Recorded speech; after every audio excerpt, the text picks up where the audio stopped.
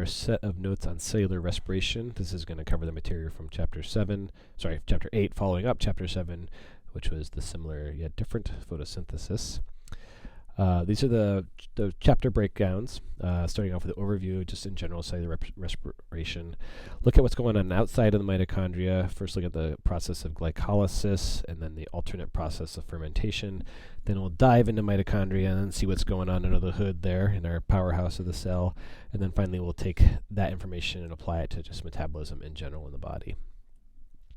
So cellular respiration is the process of making ATP from the products of photosynthesis. As you recall, photosynthesis, you're taking CO2 and H2O plus light energy, and you're making carbohydrates, and then plant photosynthesis is making oxygen as a waste product. Well, we take those carbohydrates, and then we breathe in the oxygen, and we turn that into energy, just not light. We turn it into ATP, and then we produce CO2 and water as our waste products.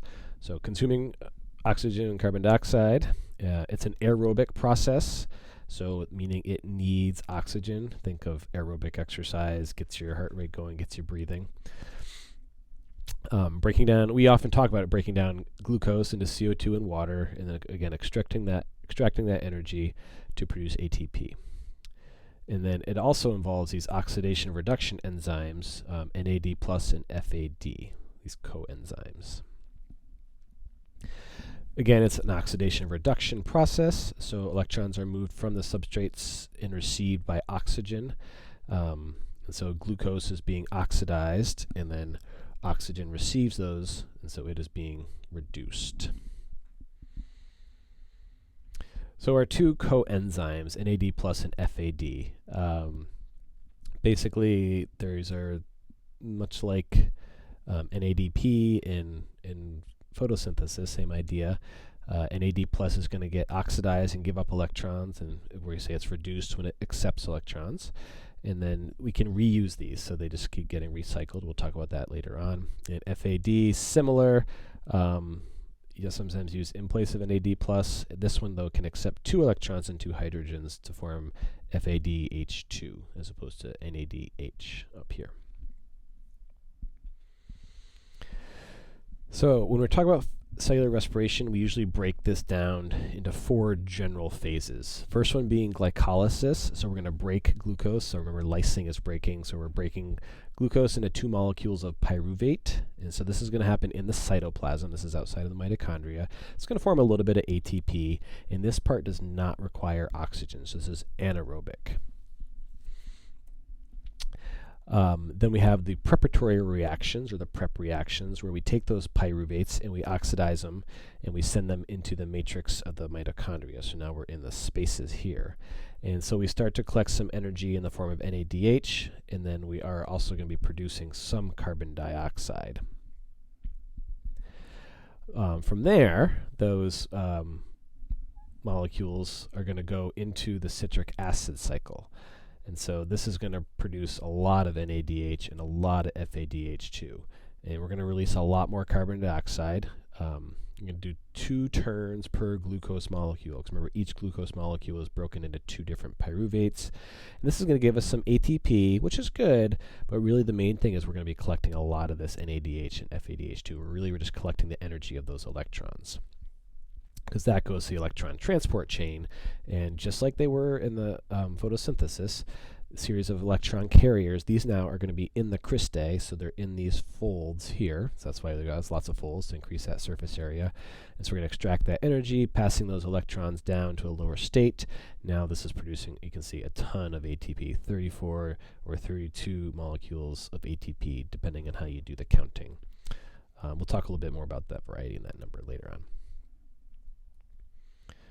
So glycolysis, a little bit more specifically. So again, this is in the cytoplasm. So this is pre-mitochondria, or outside the mitochondria. And 10 basic reactions. A lot of stuff going on there. You really don't need to know all the nitty-gritty of this. The main things you need to know is that it's producing 2 pyruvates, and it's going to produce a couple ATP for the most part. We have to use a couple ATP to get it started, and that's going to split the glucose into these 2, 3 G3P molecules. So we're taking a 6-carbon sugar and breaking up into 2 3-carbon molecules. And then we're going to start to harvest some of the energy. So we're going to oxidize that and get some electrons. So we're taking the NAD plus and going to NADH. And then we're going to produce some ATP by what's called substrate level phosphorylation. So our enzyme is going to take and create some ATP from our ADP. So overall, we get a net gain of 2 ATP produced. We were producing 4 ATP, but remember we had to use 2 to get it to jumpstart. And again, we're going to end up with some pyruvates. And so here overall, here's what we're getting. We're putting in 6 glucoses and 2 NAD pluses and some ATP, some ADP, and some phosphate. And when we're done, we'll have 2 pyruvates, 2 NADHs, 2 ADPs, and then these guys are going to create 4 ATPs, so net of 2 ATP. There's the whole process in a nutshell for you guys, just for your benefit. So the other alternative, though, is fermentation. So we're always making this pyruvate, but sometimes there's different ways you can use it. If oxygen's not available, we're going to go through fermentation. So this is an anaerobic process, and this is again in the cytoplasm. If there's oxygen available, then we're going to send it to the mitochondria to aerobic respiration. But fermentation is just, again, it's sort of an alternate pathway. We can use it when we need to, but it's also used by a lot of prokaryotes and yeast. And a lot of different organisms use it, but those guys especially, it's kind of a more primitive system. And we're either going to be producing lactate or alcohol or CO2 for the most part. Again, NADH is going to transfer those electrons to the pyruvate. And this is going to be producing lots of different things. So we use this in the production of alcohol spirits, right? They're doing that fermentation, is turning the sugars into alcohol and CO2. We can use this in breads, right? The production of that CO2 is what's causing the bubbles in your bread, and we just cook off the alcohol. Or you could do lactic acid fermentation. So certain bacteria and fungi do this, as well as animal cells. And this is where we produce lactate. And so this is what you do when your muscle cells find themselves in oxygen debt. So if you've ever been working out and you quote unquote feel the burn, that's because your muscle cells have run out of oxygen and they're still trying to get some ATP out. So they switch to lactic acid fermentation and end up producing some lactic acid in the process. And that's what's causing you to feel the burn. But again, we do use these commercially.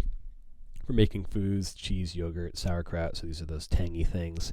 Kombucha, if you guys like drinking kombucha, same idea. Other things can be produced in this way that are less common: isopropanol, butyric acid, propionic acid, acetic acid. Like that's what's going on in your kombucha, making that vinegary taste. So there it is, just diagrammatically. See, we're putting in some ATP, getting out some ATP, transferring electrons, dropping them off, recycling them, making lactate or making alcohol. And again, lots of different foods being made this way. So why would you want to do fermentation? Well, the advantage is it's a quick process. You can get some ATP energy. So if your muscles, like I said, are working vigorously, they can get some quick energy that way, or long term, if they run out of oxygen, getting some oxygen debt. The bad thing is these products, the end products, aren't so great for you. Lactate and alcohol are actually toxic to the cells. Lactate is going to change the pH and cause muscle fatigue, and then yeast will actually kill themselves from the alcohol that they make. Eventually, they can make so much alcohol that they create an environment where they can't survive. So yeah, that's kind of a bad thing. A little bit about the efficiency. 2 ATP molecules are produced per molecule of glucose. That's about 14.6 kilocalories. The complete oxidation of glucose could yield up to 686 kilocalories. So we're getting about a 2% efficiency rate, which isn't all that high. Again, only 2 ATP per glucose are produced compared to the 36 or 38 that you're getting from cellular respiration. So a huge difference. And again, just diagrammatically. So inside the mitochondria, first thing we're going to do is do a little bit of prep work. So the preparatory reactions is going to make the jump from glycolysis to citric acid cycle. And so your pyruvate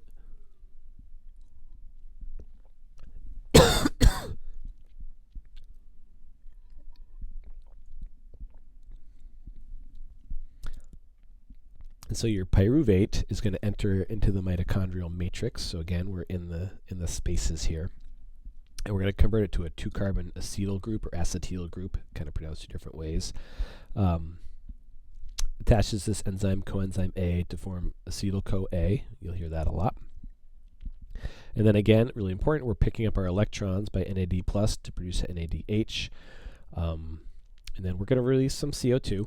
And this is going to happen twice per glucose molecule, because again, remember there was 2 molecules of pyruvate.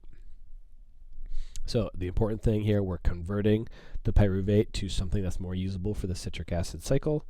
And then we're still collecting some electrons, which is good. So the acetyl-CoA comes in. You lose the CoA part, so that can be recycled, and combines with the oxaloacetate, which is a 4-carbon molecule, to form a 6-carbon citrate molecule. So that's where we're getting the citric acid cycle name from. And we're going to oxidize that. So NAD plus is going to be reduced to NADH. We're going to release some carbon dioxide, so we're collecting some more electrons here. And now we've got a 5-carbon sugar. You do not need to worry about these names, by the way. And then we're going to oxidize it again as we transfer some more electrons. And now we're going to produce some ATP. A little bit, not much.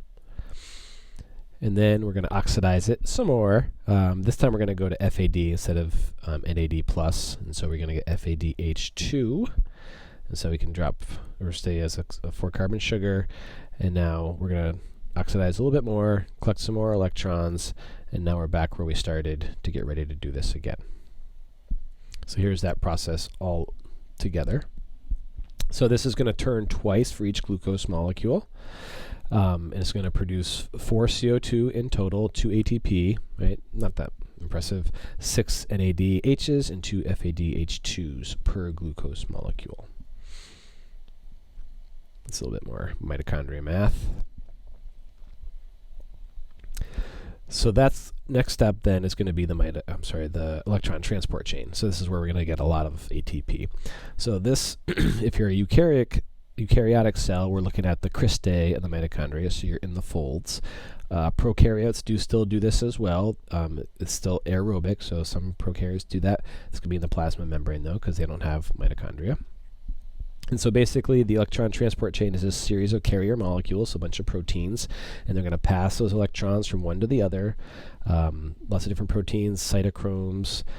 These guys have a heme group with central iron atoms. Kind of cool to know, but this is not something you necessarily need to know at all.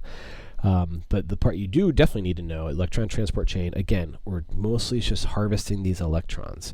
And so they're going to take these electrons now from the FADH and the NADH2 that we generated in the Krebs cycle and a little bit in glycolysis too. And we're going to produce ATP by oxidative phosphorylation.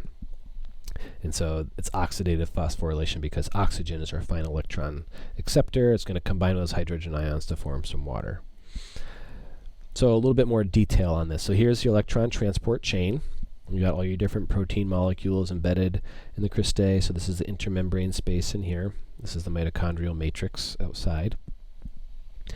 So first thing is, basically as we're harvesting all these electrons, remember they also come with hydrogen.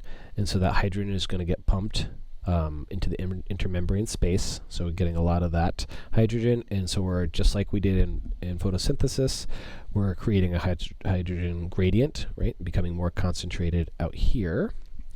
And so all that hydrogen then is going to go back inside from high to low concentration through your ATP synthase molecule, which is going to drive the synthesis of ATP. And then the ATP is then free to leave the mitochondria and do whatever work it needs to do. Remember, it's that high energy molecule. And then eventually, once this gets used, it'll turn back into ADP, plus you'll have some phosphate. Those will come back into the mitochondria to be rejoined together and reused again.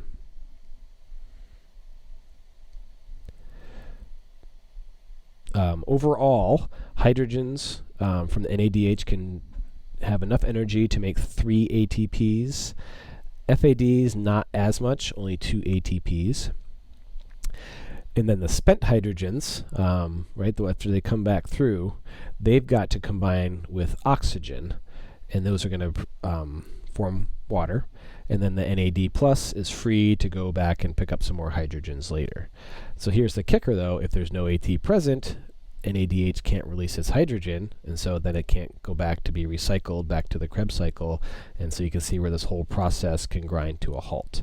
And so this is basically why we need to breathe, right? We need that oxygen here to accept these electrons. Just another diagram. This is the one from your textbook. Included it, just a different view. Same idea going on, though, really. And so a little bit about that math again. So remember, we got 2 ATP net from glycolysis. We got 2 ATP from the citric acid cycle. Now we're getting 32 to 34 from the electron transport chain. That number varies. I've read a couple different things about why that number varies. The idea that the NADH can give you 3 ATPs is sort of like an average or a general number. It's not exactly 3, so that number can skew things a little bit. It also depends on where they enter the electron transport chain. If they get like right at the beginning, there's more potential to get more energy out of them versus if they're able to enter in a different spot in the electron transport chain. Obviously, they're not going to cascade down as far, so can't produce as much much energy. So that's why you see this variation in this number. And so overall, again, we're going back to that same category, that same calculation. Glucose, has the potential for 686 kilocalories. Now we're getting up to 36 ATP, which is 263 calories. And so we're looking at a 39% efficiency rate. So much, much, much greater efficiency. Where's the rest of that energy go? It gets lost as heat.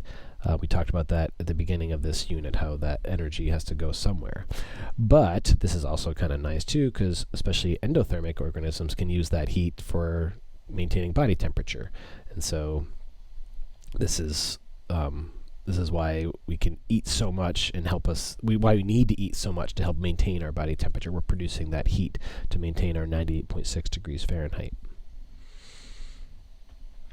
So again, here's the same math, just in diagram form, showing you where it's all coming from. The 2 NADs making 6 ATPs, 6 making 18.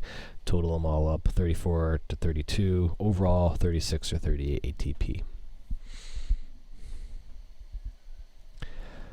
So where does all this go? Or how do we use it? So metabolism. So we've already talked about this before. Foods are our energy sources, right? Carbohydrates, fats, and proteins.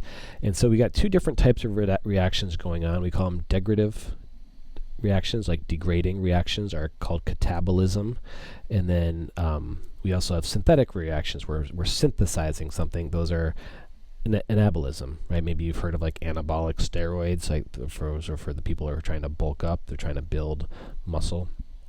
But anyway, these degradative reactions to catabolism are breaking down molecules, so these tend to release energy. When you break those apart, they release energy. When you want to build something, you have to put energy into them, so those are endergonic, so they're consuming energy.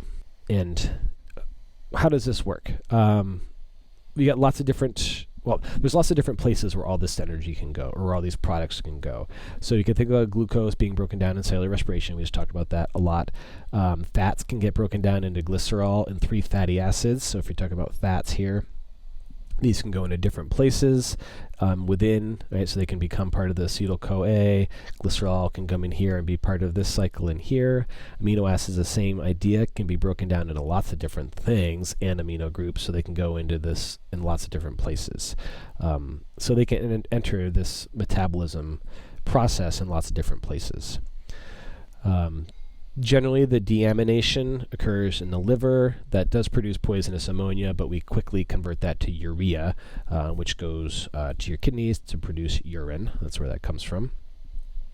And then the different amino acids are processed differently. They can, again, go into those pathways at different points depending on what type of amino acid you're producing. So all these compounds are part of this metabolic pool, right? They're all in this process somewhere.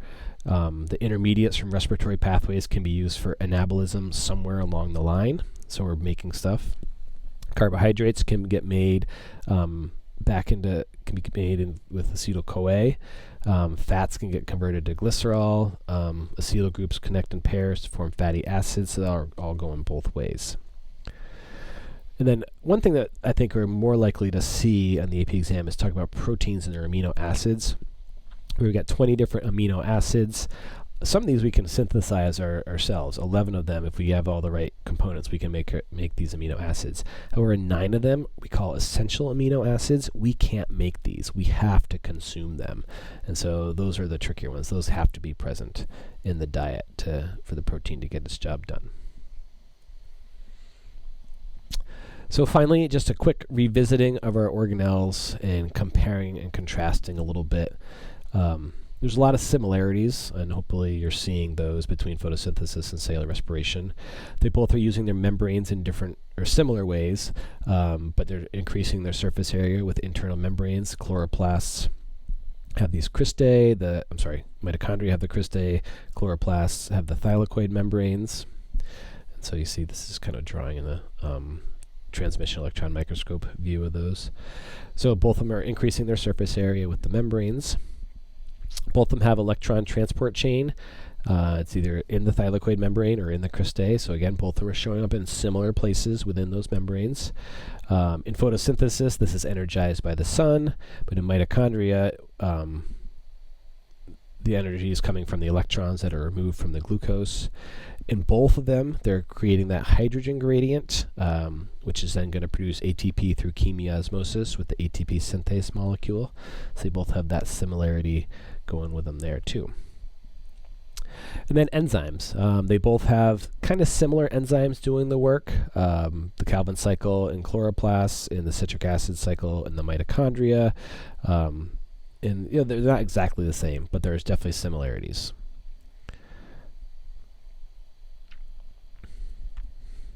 So overall, energy is flowing from the sun through chloroplast to carbohydrates, and then through these mitochondria to the ATP molecules. This is really key, right? This is helping maintaining our biological organization at all levels, right?